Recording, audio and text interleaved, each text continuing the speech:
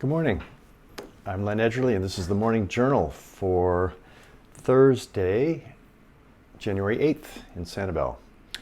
I started a new course yesterday. It's through the Center for Action and Contemplation, based in Albuquerque, founded by Richard Rohr.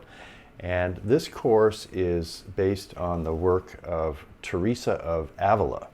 And she was a mystic in the 1500s, so 600 years ago, during the time of the Inquisition. Just a mind-numbing length of time that her work has stood the test of time and is now the basis of an 8-week course that will be moving through her book, The Interior Castle. I listened to the first video by James Finley, who is doing the course with another teacher, and her name is Mirabai, Starr. I haven't heard her video yet.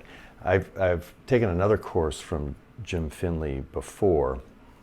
I wrote after listening to the first session yesterday how calming his voice is. He's, I think, in his 80s, early 80s. He's a psychotherapist. He was a student of Thomas Merton's at the Abbey of Gethsemane in Kentucky. And just listening to him say, he could probably read the phone book and I would find it calming, and it would be an invitation to think about, slowing down and trying to be in touch with the quietness inside me. But some of the things which I picked up from his introduction of St. Teresa is that because she comes from such a different time, 600 years ago, there are some barriers to accessing what she has to say about contemplation and being in the presence of God. One is the role of women. She talks about we women who are weaker. It was a patriarchal society, no getting around it.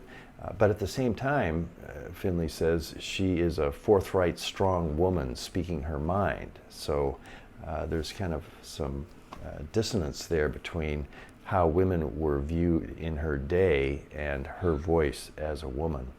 Because it was during the Inquisition, the church was a broken community, and she had to be very careful. She had to stay under the radar, as Jim says. And that, you think of the Inquisition as way back. Well, it's the medieval times. And so that's another way that makes her work challenging to get into, I think, just because it's hard to imagine what it was like to be saying anything during the Inquisition. She has a lot of emphasis on the devil and demons that has to be kind of translated into modern times, modern ways of thinking and speaking. It's old material, and Jim said something which struck me. He said, Thomas Merton, who was a Trappist monk writing in the 1960s, he was one of us. He was a contemporary. When he would say things and write about his experience of prayer, you didn't have to deal with the datedness of it. And Finley says, imagine someone 600 years from now reading Thomas Merton. And what do you think that's going to be like for them? Things that we just, that's Merton. He's talking about the Vietnam War or whatever. That's just a really amazing period of time for someone's work to stay relevant. I'm looking forward to getting to know Teresa of Avila and the book. I've got the book on my Kindle. I've started reading it. I plan to try to move slowly through this course. And when Jim was talking about his teaching method, he was saying that it's intuitive, and one thing follows the next. He thinks of it as a stream of intuitive language, that's the way Teresa's book is, and that's the way he's going to be approaching the course.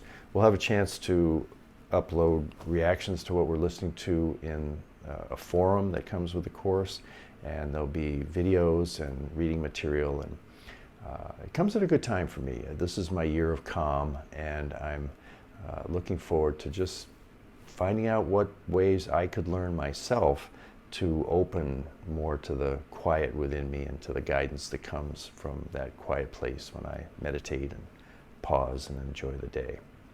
Thanks for listening and watching.